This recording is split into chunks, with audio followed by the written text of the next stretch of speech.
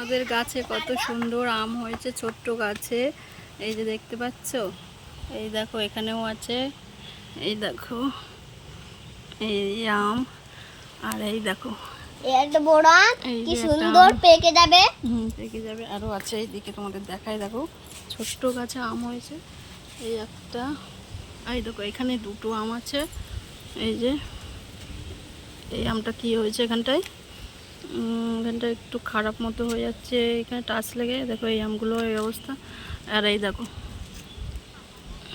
দেখতে পাচ্ছ আমগুলো আমগুলো সব পচে যাচ্ছে, ভিমড়ে খাচ্ছে। এই যে আম গাছ আমাদের। এই দেখো এই পাতাগুলো কি ছেড়ে ছাড়ছে না, দেখো পাতাগুলো কি তো করেছে। এই আম গাছটা কেনার সময় আমাদের নার্সারি থেকে বলা হয়েছিল যে এই গাছটিতে বছরে দুবার আম হবে। তো দেখা যাক, এই ফার্স্ট টাইম হলো আম গাছটা লাগানোর।